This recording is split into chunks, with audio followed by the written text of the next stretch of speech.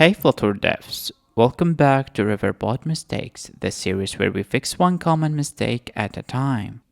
Today's mistake isn't obvious, your app will not crash, but it will rebuild unnecessarily and slow down your UI. It's watching providers in the wrong place. Here's the problem, putting ref.watch directly inside the widgets build method when you don't need the whole widget to rebuild. Here's the wrong example. Seems fine, right? You are watching the user provider to show the user info. But here's the issue. Every time the user changes, the entire profile screen rebuilds, including settings panel, even if it doesn't depend on user provider. This can cause unnecessary re-renders and sluggish performance.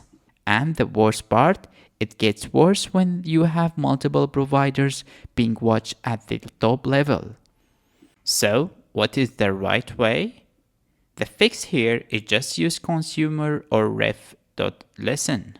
By moving ref.watch into consumer widgets, only part of the UI that depends on the provider will rebuild.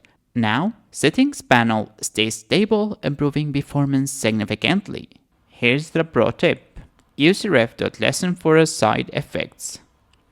Here's a checklist. Don't watch providers at the top of the large widgets. Use consumer or consumer widgets for a fine-grained rebuild. Use ref.listen for side effects, not UI updates.